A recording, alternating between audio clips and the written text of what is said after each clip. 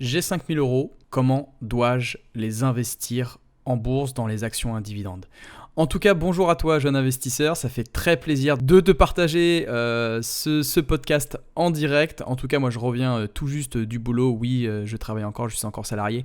Comme toi, si tu m'écoutes et toi qui recherches ta liberté financière, tu vas apprendre donc dans ce podcast comment est-ce que, imaginons que tu as une somme de 5000 euros, comment est-ce que tu peux investir cet argent, d'accord, tu as décidé donc d'investir maintenant, comment est-ce que tu peux faire, à quel moment, quand tu dois acheter une action, etc., etc. Tu vas apprendre tout ça, mais juste avant, jingle. Gagner de l'argent sans effort, ça serait incroyable, n'est-ce pas? Sache qu'il existe une stratégie bien cachée aux yeux du grand public. Savais-tu que tu pouvais recevoir de l'argent des plus grandes entreprises du monde en restant tranquillement chez toi? Microsoft, Total Energy ou encore Apple te verseront de l'argent sur ton compte. Accède maintenant à ton nouveau revenu passif grâce aux actions à dividendes.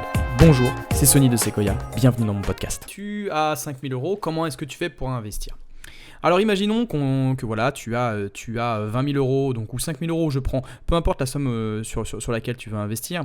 Tu as 5 000 euros sur ton livret A et donc toi qui as entendu qui a découvert l'inflation, que ton pouvoir d'achat baisse d'année en année, que le prix de l'électricité vient aussi grignoter ton argent petit à petit et tu te retrouveras bientôt avec une perte de valeur énorme de ta monnaie. Donc comment est-ce que tu peux justement, tu décides donc d'investir en bourse, mais tu te poses la question, comment est-ce que je dois investir donc cette somme-là? Tu as 5000 euros, je vais t'expliquer comment tu peux les appliquer. Tout d'abord, la pire erreur que tu puisses faire avec ces 5000 euros, c'est de les mettre instantanément sur une action. C'est-à-dire que tu décides donc d'investir, imaginons, 5000 euros sur Apple. Tu crois en cette entreprise, elle est forte, elle est saine, elle a un bon chiffre d'affaires. Tu décides donc d'investir cash 5000 euros, donc de faire un virement instantané de ta banque en ligne à ton courtier et donc tu envoies l'ordre d'achat de 5000 euros sur Apple. Alors, je te dis que c'est la pire erreur parce que qu'est-ce qui peut se passer? Toi qui débutes, il faut savoir qu'il faut l'accepter. Moi aussi, j'ai commencé par là. Tu es ce qu'on appelle inexpérimenté. Tu es encore un peu jeune dans l'investissement, tu es encore un peu néophyte. Donc, qu'est-ce qui va se passer? C'est que tu es très relié à tes émotions. C'est-à-dire que quand on investit 5000 euros, ce qu'on veut faire, c'est à tout prix éviter de les perdre. Forcément, lorsqu'on commence en bourse, on n'a pas envie de perdre notre argent. C'est 5000 euros, on se dit quand même c'est quelque chose de gros. Donc forcément, qu'est-ce qui va se passer quand on va investir sur Apple à partir de 5000 euros? Il suffit qu'il y ait, comme on ne connaît pas, on débute en bourse, il suffit qu'il y ait, tu investis et tu te trouves juste derrière, il y a une correction. Ou alors, bien sûr, tu investis au pire moment de l'année, c'est-à-dire que tu as investi en février et en mars, comme on l'a vu, il y a eu la crise du coronavirus. Pour quelqu'un, imaginons cette personne-là, justement, peut-être que tu te reconnais dans ces lignes ou peut-être que tu as envie d'éviter ça à tout prix. Et donc, ça peut vraiment être très dur mentalement si tu subis ça, parce que la crise du coronavirus, il y a eu un véritable crack. Il y a eu des pertes de valeur de 20%. Donc, sur une ligne, 20%, c'est quand même énorme. Sur un montant de 5000 euros, on peut perdre beaucoup. Et donc, pour éviter de faire ça, moi je vais plutôt te conseiller cette technique, ça s'appelle la technique du DCA. DCA, qu'est-ce que c'est? C'est tout simplement d'investir à intervalles réguliers. Parce que si on investit 5000 euros cash sur une entreprise, qu'est-ce qui peut se passer? Forcément, quand tu vas être confronté donc à une correction, donc tu vas voir ces 5000 euros perdre de la valeur. Imaginons que tu investis sur Apple à 150 $, tu vois que cette action a descendu à 110 $. Moi, je dis une bêtise parce que, bien sûr, ça n'est pas encore arrivé. Enfin, ça n'est pas encore arrivé, mais ça peut arriver, en tout cas, sur d'autres actions. Imaginons que, voilà, Apple perd, 20%. Tu investis, tu débutes en bourse. Tu vois que donc, tu as investi sur Apple et donc que ces 5000 euros perdent d'un coup sa voie rouge. Pour un investisseur débutant, il y a deux choses qui vont se passer dans sa tête. Tout d'abord, je retire très vite mon argent parce qu'en fait, Apple, c'est peut-être pas un bon choix. Là, je vois que je perds de l'argent, donc je retire immédiatement. Ou alors, deuxièmement, c'est je laisse et peut-être que ça va remonter. Alors, je laisse peut-être que ça va remonter. En tout cas, c'est la meilleure solution. Mais en tout cas, tu peux vivre un moment très délicat. En tout cas, si tu commences en bourse. Donc qu'est-ce qu'il faut faire pour contrer ça et pour éviter de vendre? Parce que forcément ce qui va se passer quand on va voir qu'on investit 5000 € dans Apple et qu'on vend à perte, on peut décider de vendre et donc c'est la pire erreur parce qu'on a écouté nos émotions, parce qu'on se sent un peu frustré, on a choisi au mauvais moment, on se sent un peu incompétent face à cela. Et donc moi je vais t'expliquer une technique, comme je te l'ai dit, comme je te l'ai un peu spoilé au début, c'est la méthode DCA. La méthode DCA, qu'est-ce que c'est?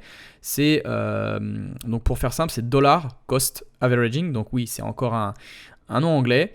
Mais pour faire simple, c'est investir à intervalles réguliers en investissant exactement la même somme sur la même entreprise ou alors sur plusieurs actions. Je t'explique. Tu as investi, au lieu d'investir 5000 € tout de suite sur Apple, d'accord, tu vas investir donc à intervalles réguliers toutes les 2 semaines, toutes les semaines ou alors tous les mois. Par exemple, tes 5000 €. Tu vas les découper donc en plusieurs 5000, c'est-à-dire 1000 au mois de septembre, 1000 au mois d'octobre, 1000 au mois de novembre, 1000 au mois de décembre. Septembre, octobre, novembre, décembre, là ça fait 4, je compte sur mes doigts, je ne sais pas compter, et janvier. Donc janvier, tu auras investi donc tes 5000 € au total. Qu'est-ce qui va se passer? Imaginons que donc, tu as eu la crise donc, du coronavirus, à un moment donné où tu as investi à 1000. Et juste après, ça a chuté. Donc là, qu'est-ce que tu t'es fait? Tu t'es prémuni, c'est-à-dire que tu as investi 1000 € au plus haut point, donc juste avant la crise du coronavirus. Mais ensuite, vu que tu as encore ce qu'on appelle donc du cash sur ton courtier en ligne, parce que tu as déposé ces 5000 € sur ton courtier en ligne, mais ils sont encore disponibles. Tu as juste mis 1000 € dessus. Et donc là, tu te décides donc, tu vois que ça baisse, tu vois que ça a chuté de 20%. Qu'est-ce qu'il faut faire à ce moment-là? Il ne faut surtout pas revendre, il faut se repositionner dessus. C'est-à-dire que tu vas fortifier ta position, donc tu vas acheter au plus bas. Et donc, tu rachètes au plus bas. Et donc, qu'est-ce qui va se passer entre ces deux achats, donc de 1000 et 2000? Tu vas avoir ce qu'on appelle lisser donc ton prix d'achat, ton prix de revient unitaire d'une action. Parce que forcément, quand tu achètes une action, il faut savoir que tu ne vas pas en acheter une durant toute ta vie, mais tu pourrais en acheter plusieurs actions à intervalles plus ou moins irréguliers. Par exemple, tous les mois, tous les 2 mois, tous les 3 mois, enfin bref. Et en fait, qu'est-ce qui se passe? C'est qu'à force d'acheter, forcément le prix, tu le sais, en bourse, le prix d'une action fluctue. Ça va à la hausse comme à la baisse. Et donc, quand tu vas acheter haut, forcément tu vas acheter au plus haut. Mais quand tu vas acheter bas, en fin de compte, il y a une moyenne de prix, c'est-à-dire un prix de revient unitaire moyen. C'est-à-dire que voilà, tu achètes à 150, tu rachètes à 145, tu te fais une moyenne à 147. Donc voilà, en gros un petit peu. Et forcément, acheter au plus bas, ça on le sait, ça permet d'augmenter le rendement. Il faut à tout prix que tu investisses ces 5000 à intervalles réguliers. Comme ça te permet de lisser ton prix de revient et ton prix de revient unitaire, donc de posséder l'action à moindre coût de manière globale. C'est-à-dire son prix global auquel tu l'as acheté vaudra moins cher. Donc ça, c'est quelque chose d'important. Et ça permet aussi, deuxièmement, ça permet de te former en fin de compte un petit peu, enfin de vivre des expériences que j'appelle boursières, de vivre des expériences boursières, c'est-à-dire de vivre quand tu possèdes une action et quand cette action chute, tu vis pas du tout de la même manière que si tu ne possèdes pas cette action donc dans ta poche. Donc pense à ça, ça permet vraiment de vivre, de construire des expériences et d'apprendre en fin de compte sur le tas, de voir que tu peux en fin de compte acheter au plus bas, acheter au plus haut, acheter au plus bas pour lisser ce prix et donc être plus rentable donc sur le long terme. Donc voilà, tu as compris maintenant comment est-ce que tu peux acheter donc cette action. Une action en tout cas, à quel moment est-ce que je dois acheter, donc à quel moment je dois dépenser mes 5000 €. Donc voilà, n'hésite pas en tout cas à me laisser un avis dans les commentaires.